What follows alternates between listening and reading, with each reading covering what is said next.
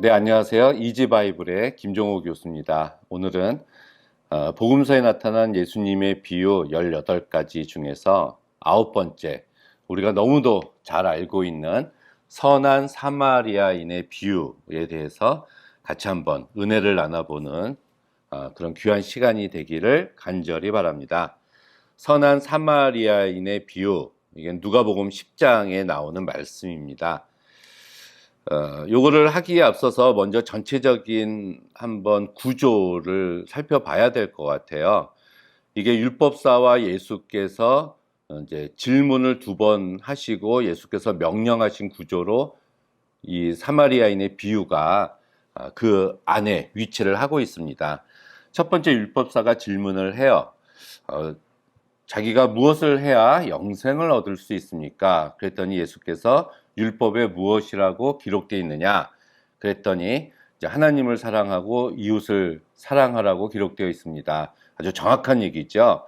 그랬더니 예수께서 이를 행하라, 그리하면 살리라 라고 첫 번째 명령을 하십니다.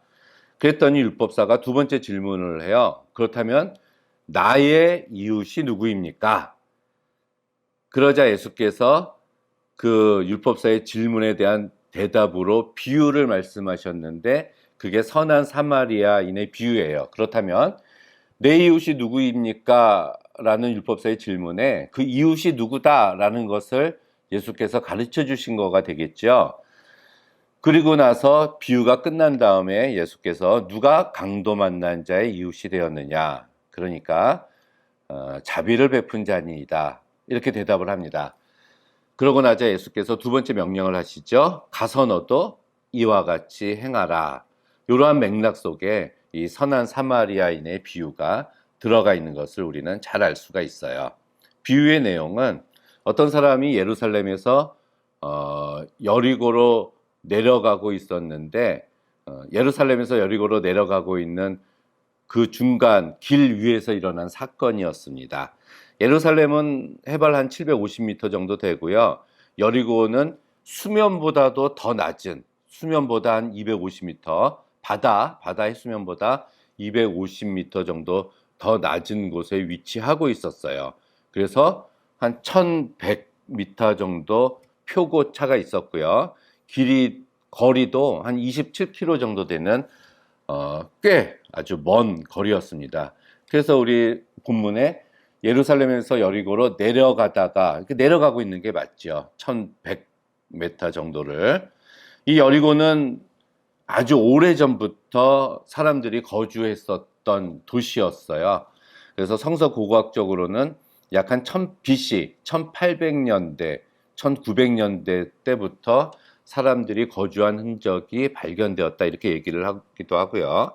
이 예수님 시대 때도 그 헤롯의 겨울 궁전이 있었고, 물론 이렇게 도시가 발달하려면 물이 있어야 되죠. 지하수가 아주 풍부했습니다. 그래서 도시가 발달해서 화려했고 물자 교역도 아주 활발했었던 곳이에요.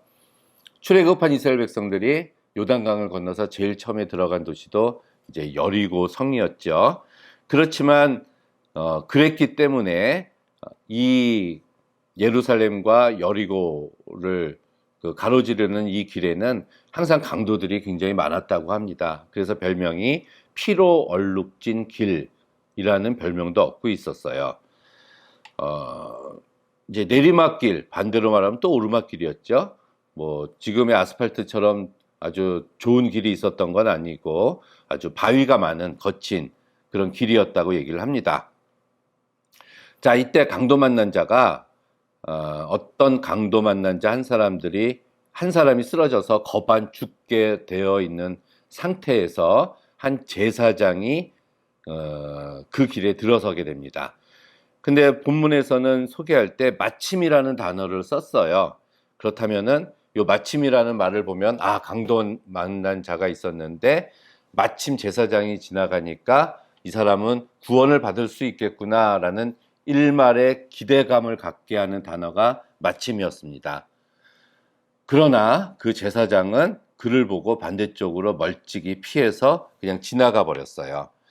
아마도 성전에서 일하는 거룩한 몸을 가지고 있었기 때문에 만약에 이 사람이 죽었다면 부정한 시체와 접촉하는 것이 되기 때문에, 그렇게 되면 자신의 몸이 더럽혀진다고 생각했기 때문에 아마도 피해서 간 것이 아닌가, 이런 생각이 듭니다. 아니면은 저 사람은 죄를 지어서 하나님께 벌을 받아서 강도를 만난 것이다. 저 사람은 하나님의 뜻대로 살지 않았기 때문에 그런 거야 라고 스스로에게 합리화를 시키면서 그냥 피해서 지나갔는지도 몰라요. 예루살렘은 하나님의 성전이 있었던 곳이고, 그렇다면 제사장은 거기서 제사를 지내고 있었던 사람인데, 제사를 지내고 이 사람이 아마도 여리고로 내려가고, 자기 집으로 내려가고 있는 상황에서 이 강도 만난 자를 만났기 때문에 자신의 몸이 더 더럽혀진다고 생각을 했을 거로 보여집니다. 자, 그런데 두 번째, 제사장은 그냥 지나갔지만 레위 사람이 또 지나가요. 이 레위 사람은 12지파 중에서 하나님만 섬기는 지파로 거룩하게 구별된 지파였습니다. 이 사람도 제사장을 도와서 제사를 준비했고요. 성가대 같은, 요즘 말로 하면은 성가대원이었어요. 그렇지만 이 사람도 성가를 부를 때만 마음이 뜨거웠지, 성전문을 나서 다음부터는 하나님을 향한 마음이 식었던 것 같습니다. 강도를 보자 이 사람도 피해요. 특히 이 레위인은 구약 성서에 보면은 두루마리를 관리하고 하나님의 말씀을 관리하고 연구하고 백성을 가르치는 일을 했다고 나옵니다. 그렇다면은 구약 성서의 말씀대로 연구를 하고 그렇게 살라고 자기 백성들에게 가르치는 사람이었음에도 불구하고 그 말씀대로 살지 않는 모습을 우리는 여기서 또 발견을 할 수가 있네요. 세 번째 사람이 등장을 하는데, 그것이 바로 오늘 우리들의 주인공인 사마리아 사람입니다. 이 이야기를 지금 예수께서 율법사와 그 이외의 사람들을 향해서 비유로 말씀을 하고 계시는 거예요. 이 비유를 듣고 있었던 사람들은 세 번째만큼은 그래도 평범하지만 그래도 자기 동족인 유대인, 이스라엘 사람이 등장하기를 바랬을지도 모릅니다. 그렇지만 당시에 이 유대인들과 원수 사이였던 사마리아 사람이 등장했다는 말을 듣는 순간 아마도 이제 이 강도 만난 사람은 도저히 구원받을 길이 없구나 라는 포기하는 그런 상황이 됐을 걸로 여겨져요. 그렇지만 이들의 예상과는 달리 이 사마리아 사람은 강도 만난 사람을 아주 불쌍하게 생각을 하고 포도주와 기름을 붓고 상처를 싸매줍니다. 여기서 중요한 단어가 하나 나오는데, 이제 불쌍히 여겼다 이런 단어가 나와요. 이게 에스 플랑크니스데 뭐 이런 말인데, 이게 우리 오장육부, 내장이라는 단어에서 유래를 했다고 합니다. 그래서 우리 마음 깊은 곳에서 느끼는 마음으로, 이 성서에 보니까 예수께서 저와 여러분들과 같은 이런 사람들을 굉장히 긍휼하게 불쌍히 여겼을 때 이 말씀이 항상 등장한 것을 찾아볼 수가 있습니다. 나인성의 과부의 아들이 죽었을 때 과부를 불쌍히 여겼다는 거, 그리고 탕자의 비유에서도 둘째 아들 나오고요. 문둥병자 고치는 장면, 5병이요 7병이요, 그리고 벙어리 귀신 들린 아버지를 이제 불쌍히 여기셨다 하는 이런 말씀들이 똑같이 등장하는 것을 보면은 예수께서 이 사람들을 고쳐주실 때 이적을 베푸신 동기가 이 불쌍히 여기는 마음에서 비롯됐다는 얘기죠. 그렇다면 이 사마리아 사람도 예수님과 같은 이런 도와준 동기가 그 사람을 불쌍히 여기는 마음에서 시작됐다는 것입니다. 특히 또 이 사람은 상처를 싸맸다라고 이야기를 하는데, 이 싸매다라는 단어도 구약 성서에서 보면은 하나님이 하시는 일을 빗대서 상처를 싸매 주신다라는 표현하고도 동일하게 사용되는 것을 우리가 발견을 할 수가 있어요. 그리고 우리 성경, 번역된 우리말 성경에는 이제 포도주와 기름을 붓고 상처를 싸맸다 이렇게 나오지만 헬라어 원전을 보니까 싸맸다가 먼저 나오고 그 다음에 부었다라는 단어가 다음에 나옵니다. 뭐 조그만 차이점이라고 볼 수가 있어요. 포도주는 살균제 역할을 했고요. 그 감람나무인 이 올리브 기름은 진통제 역할을 했기 때문에 여행자들은 항상 상비약으로 가지고 다녔습니다. 치료를 해줬을 뿐만이 아니라 자기 짐승에 태워서 주막으로 데려가서 돌보아줘요. 그래서 돌보다라는 단어도 연이어서 2번이나 쓰입니다. 내가 돌보아 주던 모습 그대로 돌보아 주십시오 하고 그 여관 주인한테 이야기를 해요. 그리고 비용이 더 들면 내가라는 강조형이 나오고 내가 돌아올 때 더 갚겠습니다 하면서 책임 소재가 자신이라는 것을 분명하게 하고 당시에 2데나리온을 이 여관 주인한테 지불을 합니다. 그런데 이제 찾아보니까 하루 숙박비가 12분의 1 데나리온이었다고 얘기를 해요. 당시에. 그렇다면은 24일치에 해당하는 그 여관비를 미리 이 사람이 내준 것으로 알 수가 있습니다. 2데나리온 얼마 되지 않는 것 같지만 굉장히 많은 돈을 지불했다는 것을 알 수가 있죠. 근데 이 사람은 이스라엘 사람이 아니었어요. 유대인이 아니라 바로 사마리아 사람이었습니다. 이 사마리아 사람은 그 솔로몬이 죽고 난 다음에 북왕국, 남왕국으로 나라가 나뉘어졌습니다. 그때가 BC 930년이었어요. 그 뒤로 한 200년 정도 지나서 BC 722년에 북왕국은 아수르라는 나라한테 멸망을 당하게 됩니다. 그때 아수르는 북왕국 이스라엘을 멸망시키고 주변에 있었던 다른 민족들을 이 사마리아 지역, 이들이 살고 있었던 지역으로 이주시켜서 혼인 정책을 펼쳤어요. 그래서 혈통과 종교의 순수성을 잃었습니다. 또 그때 많은 사람들이 혈통과 종교의 순수성을 유지하려고 남왕국 유다로 내려온 사람들도 많이 있었어요. 그렇지만 그곳에 남아 있었던 사람들과는 굉장히 사이가 안 좋았습니다. 나중에 그 에스라 느헤미야가 돌아왔었던 시기에 학계 이럴 때 그 성전을 다시 재건할 때 사마리아 사람들이 동참하려고 의사를 표현했지만 이 이스라엘 사람들에게 의해서 유대인들에게 의해서 개 취급을 당하면서 거절당했습니다. 그래서 이들은 그리심산이라는 곳에다가 그들만의 성전을 따로 지어서 그들만이 또 예배를 드렸어요. 그리고 이들은 구약에 있는 모든 말씀 중에서 처음에 모세 오경만 하나님의 말씀으로 받아들였습니다. 그래서 그것을 우리는 사마리아 오경이라고 얘기를 해요. 이스라엘 사람들은 원수였어요. 그래서 이 유대인들은 기도할 때 이 사마리아 사람들은 천국에서 제외시켜 달라고 그들의 공식 예배 때 공적으로 기도를 하기도 했습니다. 그리고 사마리아 사람들이 준 빵은 돼지고기보다 더 더러운 것으로 여기기도 했고요.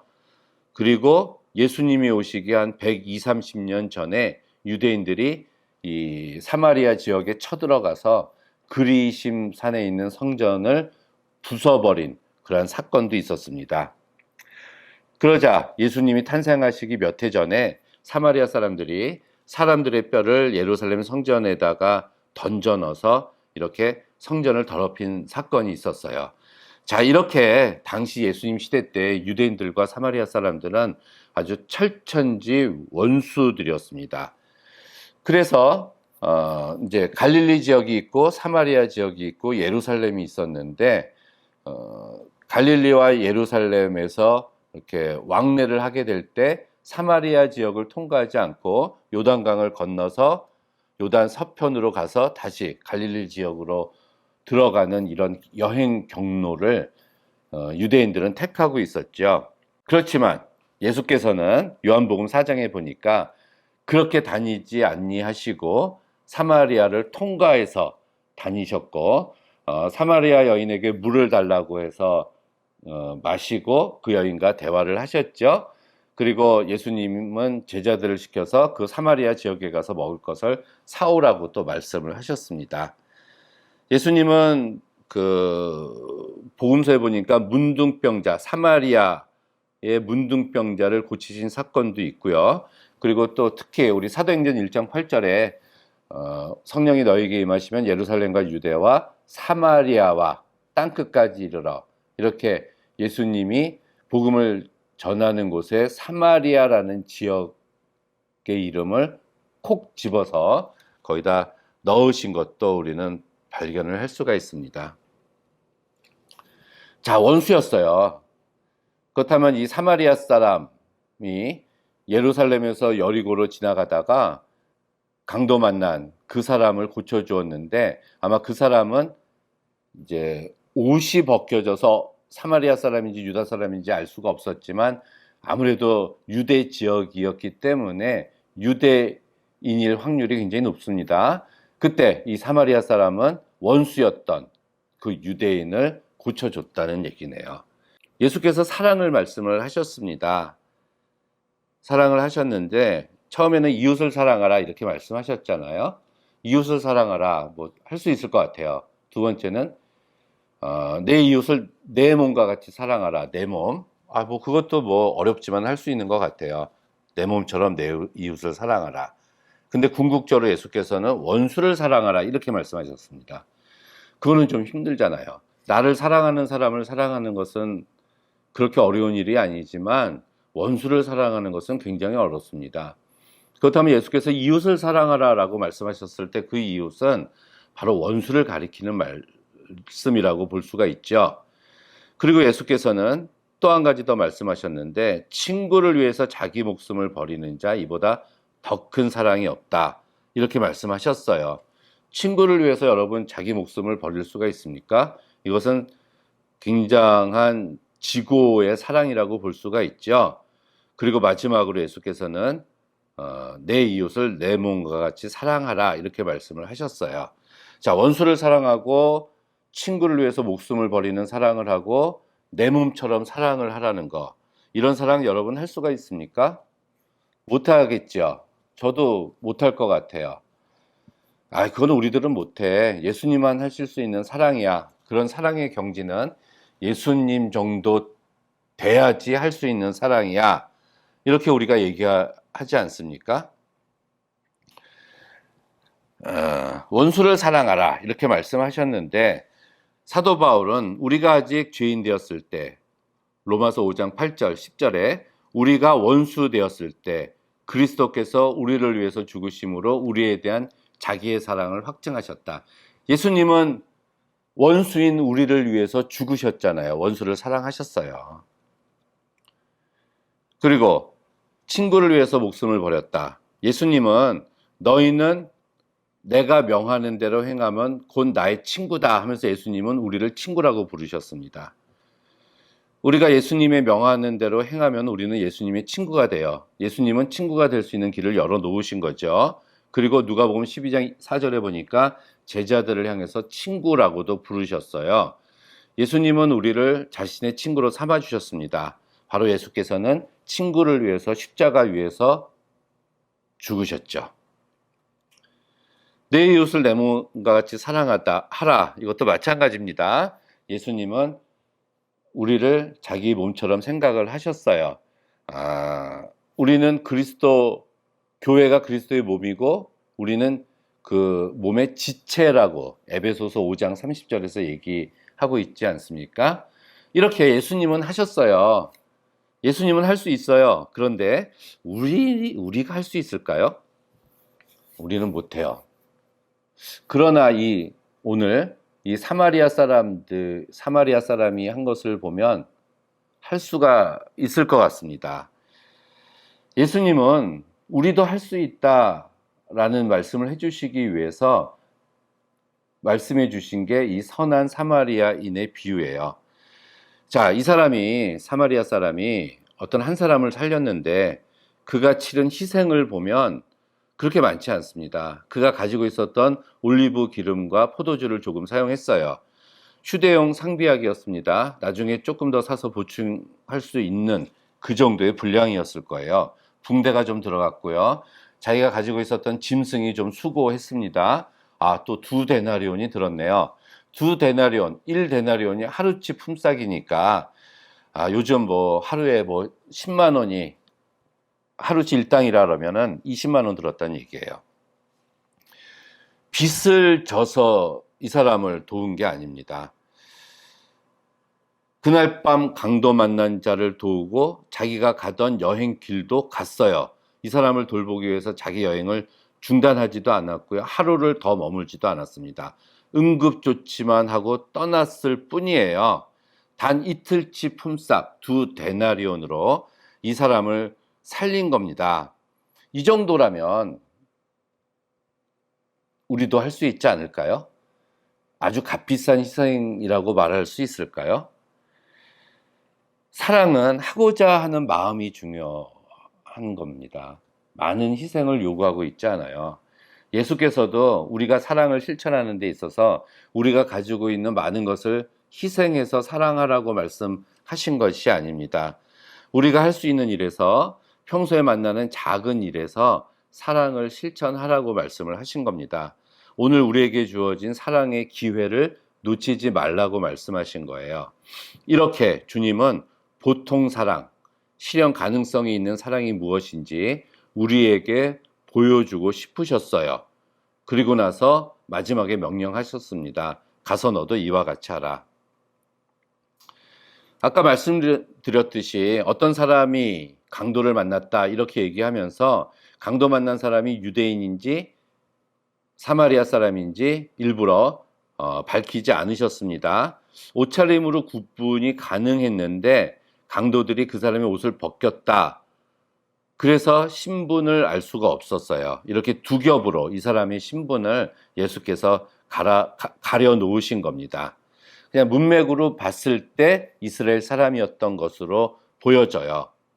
그렇기 때문에 이 사마리아 사람도 그 유대인인 주막에 유대인을 맡기고 안심하고 떠난 거지요. 이 선한 사마리아인이 원수인 유대인이구나 라고 생각해서 치료를 중단한 것이 아닙니다. 원수를 사랑한 거잖아요.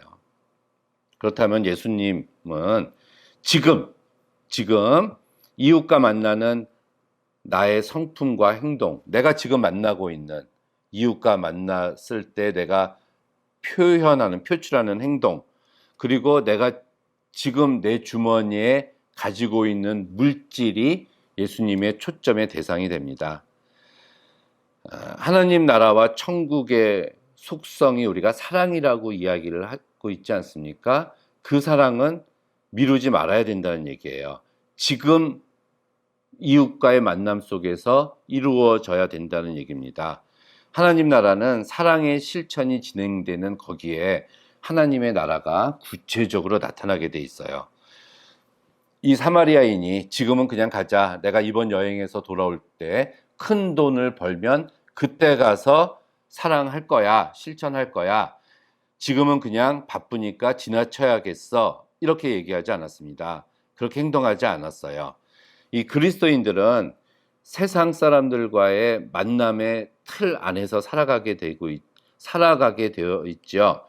그리스도인은 사랑을 가지고 사랑으로 오늘을 사는 사람들을 그리스도인이라고 얘기합니다. 예수님은 내가 숨쉬고 있는 지금, 내가 거주하고 있는 이 공간, 그리고 내가 가지고 있는 나의 물질, 나의 능력에 거기에다 사랑 하나를 더 얹어라 이렇게 말씀을 하고 계시는 거예요. 이 비유를 시작하게 된 이유가 이 율법사들이 내 이웃이 누구입니까? 라고 질문한 거예요. 내 중심이에요. 내가 있는데 지금 내가 여기 있는데 나의 이웃은 누굽니까? 내 이웃이 될 자격이 있는 사람은 누굽니까? 라고 물어본 겁니다. 그랬더니 예수께서 마지막에 누가 강도 만난 자의 이웃이 되어 주었느냐? 이렇게 말씀하세요. 틀리죠. 주어가 틀려요. 강도 만난 자의 이웃이 누가 되어 주었느냐 이렇게 얘기를 합니다.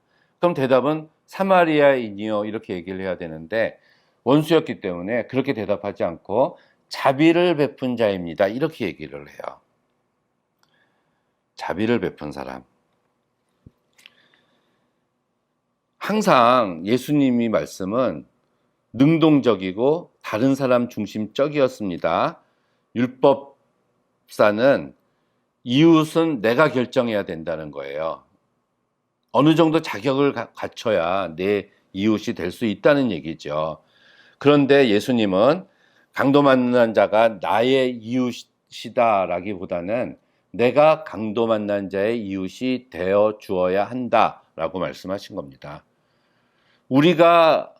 내가 이웃을 선택하거나 결정하는 것이 아니라 우리의 도움을 필요로 하는 사람들에게 우리는 항상 이웃이 되어 주어야 된다는 이야기지요. 예. 다른 사람이 먼저 나에게 사랑을 보이고 내 이웃이 되어 주어야 그러면 내가 이웃이 되어 주겠어 라는 태도가 율법사의 태도입니다. 이웃의 한계를 긋고 세상 사람을 나의 이익을 중심으로 양분할 때 생기는 현상이에요. 그렇지만 예수께서는 그렇게 이야기하면 안 된다는 얘기죠. 누구에게 내가 사랑을 보여야 됩니까? 라는 질문에 누가 사랑을 보여주었느냐라고 말씀을 하고 계신 것입니다. 그러면서 너도 가서 이와 같이 해라. 명령입니다. 어떤 보상을 그렇게 하고 나면 나중에 이런 보상이 따를 것이다 라는 약속도 하지 않으셨어요. 이 사마리아인도 보상을 기대하고 사랑을 베푼 것은 아니었죠. 그냥 절망 가운데 있었던 사람을 스스로 아무것도 할 수 없는 사람을 이 선한 사마리아 사람이 구원해 준 겁니다. 바로 그 강도 만난 자에게는 하나님의 나라가 임한 거예요. 그래서 하나님 사랑하기와 사람 사랑하기는 같은 겁니다. 그래서 하나님 사랑하기는 사람 사랑하기로 연장이 되고 이 사람 사랑하기는 하나님 사랑으로 나타나요. 내가 하나님 사랑해요, 사랑해요 그러는데 그 사람이 하나님 사랑하는지 어떻게 알아요? 그것은 바로 내가 이웃을 사랑하는 그 모습을 보고 바로 그 모습 속에서 바로 하나님 사랑하기가 나타난다는 얘기죠. 지극히 작은 자에게 한 것이 곧 나에게 한 것이라. 바로 이 말씀이 거기서 나온 겁니다. 자, 우리가 가지고 있는 것에서 우리 사랑을 실천하도록 합시다. 바로 지금 해야 되고요. 바로 내가 있는 이 자리에서 해야 되고요. 또 내 주머니에 있는 것을 가지고 사랑을 실천하는 여러분이 되시기를 간절히 바랍니다.